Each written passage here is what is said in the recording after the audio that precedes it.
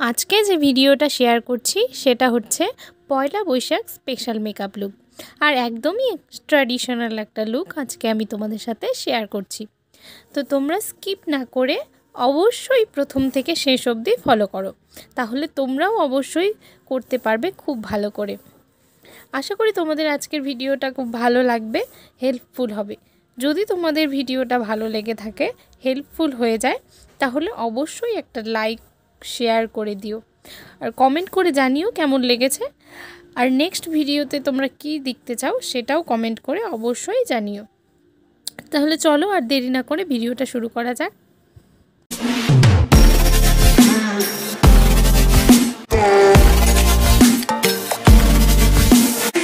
Hello সবাইকে, welcome to Piu makeup world. আমি পিউ। আমি আজকে তোমাদের সঙ্গে শেয়ার করছি বাড়িতে কিভাবে খুব সুন্দর করে একটা সফট গ্ল্যাম মেকআপ করবে পয়লা বৈশাখের জন্য। তো চলো দেখে নেওয়া যাক। তো প্রথমেই আমি ক্লিনজার হিসেবে ইউজ করছি হিমালয়ার একটি ওয়েট ওয়াইপস।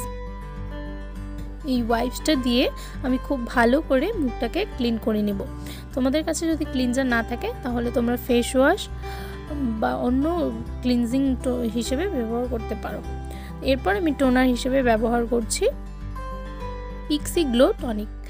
এটাকে আমি টোনার হিসেবে ব্যবহার করছি। এর পরিবর্তে তোমরা গোলাপ জল ইউজ করতে পারো বা এছাড়া অন্য কোনো ব্র্যান্ডের টোনার ব্যবহার করতে পারো। এরপর ময়শ্চারাইজার হিসেবে ব্যবহার করছি এমব্রোলাইসের একটি ময়শ্চারাইজার। এটা খুবই ভালো একটা ময়শ্চারাইজার। হেভি ব্রাইডালের ক্ষেত্রেও এটা ব্যবহার করা যায় এবং নর্মাল সফট গ্ল্যাম মেকআপে তো ইউজ করা যায়। এর পরিবর্তে তোমরা নিভিয়া বা বায়োটেকের ময়শ্চারাইজার ব্যবহার করতে পারো। যেহেতু এখন গরম পড়ে গেছে বেশ খানিকটাই, তো সেই জন্য আমি পিএসসির একটা অয়েল কন্ট্রোল প্রাইমার ব্যবহার করছি।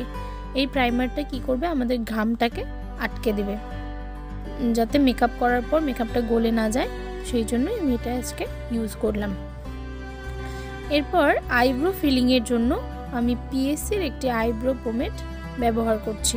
যেহেতু আমার আইব্রোটা সেরকম বেশি পাতলা নয়, তো সেই জন্য আমি পাউডার আইব্রোটা দিয়েই ফিল করে নিচ্ছি। যদি তোমাদের ব্রো খুব হালকা হয় তাহলে প্রথমে ক্রিম বেসটা দিয়ে সেট করে নিয়ে তারপর পাউডারটা দিয়ে সেট করে নেবে।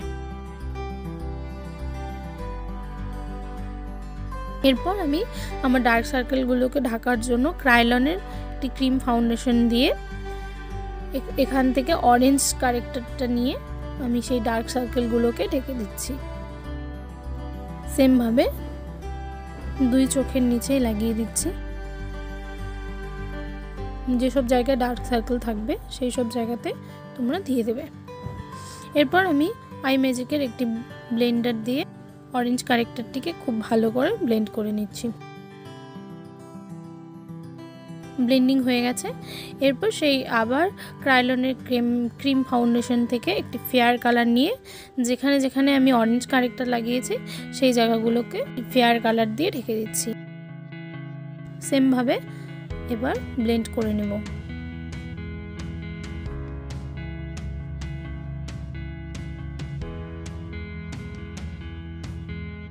হয়ে গেছে। এরপর আমি পিএসসির একটি ফাউন্ডেশন নিয়ে, এর শেড নাম্বার হচ্ছে 06। এটা খুবই ভালো কভারেজ দেয়। অল্প একটু নিয়ে সারা মুখে ছড়িয়ে দিচ্ছি। তো আমার এই শেডটাতেই হয়ে যায়। তো তোমাদের যে যে শেড লাগবে সেই শেডগুলো তোমরা নিতে পারো। আমার পুরো মুখে লাগিয়ে ভালো করে ব্লেন্ড করে নিচ্ছি ফাউন্ডেশনটিকে। যেহেতু আমি খুব হেভি একটা বেস করব না, লাইট একটা সফট মেকআপ করব, সেই জন্য আমি অল্পই লাগিয়ে নিলাম। এরপর পজের একটি ফেস পাউডার দিয়ে, এটা হচ্ছে পজের ব্যানানা কম্প্যাক্ট পাউডার, এটা দিয়ে আমি ফাউন্ডেশনটিকে সেট করে নিচ্ছি।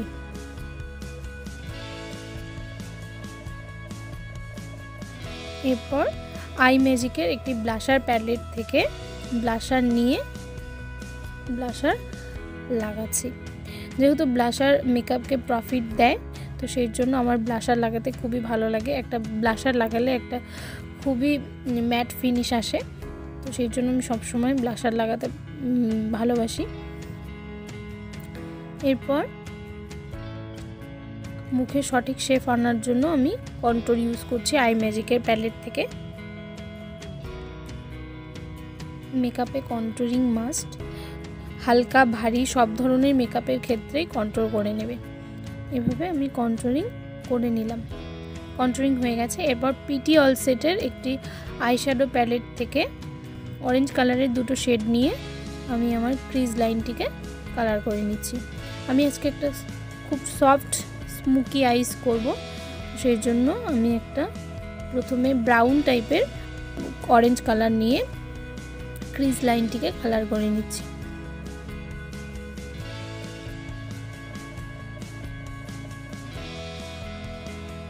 এরপর সেম ভাবে আরেকটু ডিপ কালার নিয়ে ওই শেডেরই একটি ডিপ কালার নিয়ে ক্রিজ লাইনটিকে আরেকটু ডিপ করে নিচ্ছি।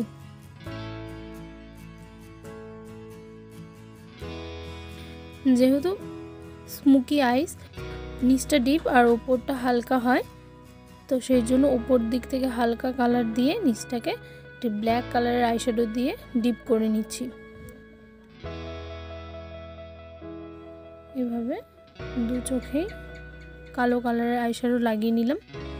নিয়ে এরপর সেম ভাবে যে কালারটা উপরে লাগিয়েছি সেই কালারটা নিয়ে দুটো কালারের মাঝখানে আবার ব্লেন্ড করে নিচ্ছি। খুব ভালো করে ব্লেন্ড করে নিচ্ছি। সেম ভাবে পরের চোখেও করে নিচ্ছি ব্লেন্ডিং।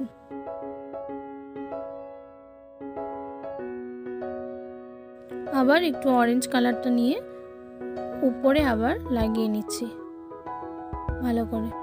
আমার আই মেকআপ কমপ্লিট। এরপর আমি লোয়ার ল্যাশ লাইনে কাজল লাগিয়ে নিচ্ছি।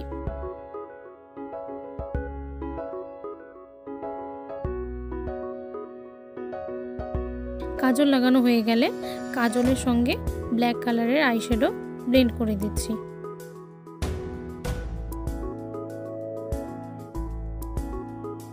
তারপর সেম ভাবে উপরে যে কালারটা লাগিয়েছি সেটাকেও লোয়ার ল্যাশ লাইনে হালকা করে ব্লেন্ড করে দিচ্ছি, যে চোখটাকে দেখতে খুবই ভালো লাগে। লাগানো হয়ে গেছে। এরপর পিএসসির একটি ফিনিশ ফিক্সার দিয়ে মেকআপটাকে ফিক্স করে নিচ্ছি। এটা খুবই ভালো একটা ফিক্সার, আর গন্ধটা তো আমার খুবই ভালো লাগে, আর মেকআপটাকে খুবই ভালো ফিনিশ দেয়। এরপর আমি লাগিয়ে নিচ্ছি মাস্কারা।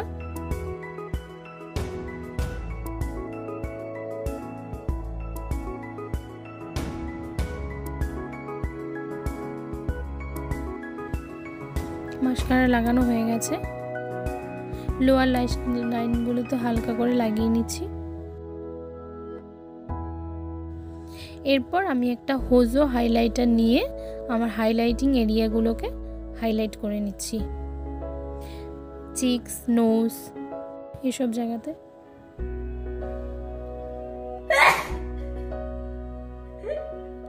আসলে আটকাতেই পাচ্ছিলাম না।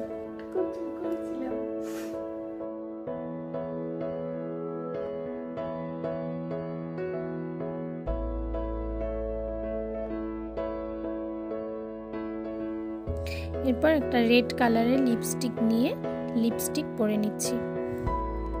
তো তোমাদের কাছে যদি লিপ লাইনার না থাকে তাহলে তোমরা এই টেকনিকটা ইউজ করতে পারো। একটা লিপস্টিক লাগানোর জন্য একটা ছোট্ট ফ্ল্যাট ব্রাশ নিয়ে প্রথমে তোমাদের লিপ লাইনের যে জায়গাগুলোতে লাগানো হয় সেই জায়গাগুলোকে আর্ট করে নিতে হবে। তারপর পুরো লিপটাতে হালকা করে লিপস্টিক লাগিয়ে নিতে হবে, তাহলে সেই লিপ লাইনারের শেপটা চলে আসবে।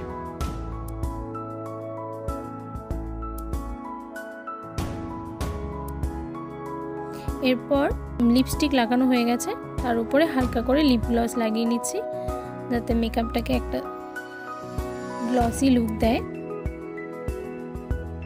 এই হচ্ছে আমার ফাইনাল লুক। তোমরা দেখো, দেখে বলো কেমন হয়েছে। আশা করি তোমাদের ভালো লাগবে। তোমরাও এভাবে ট্রাই করো বাড়িতে। আর সবাইকে শুভ নববর্ষের আগাম শুভেচ্ছা রইল।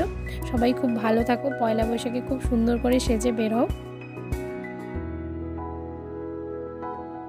আর নেক্সট ভিডিওতে তোমরা কি দেখতে চাও সেটাও আমাকে কমেন্ট করে জানিও। আর ভালো লাগলে অবশ্যই আমার ভিডিওটাকে লাইক, শেয়ার করে কমেন্ট করে দিও। চলো টাটা, বাই।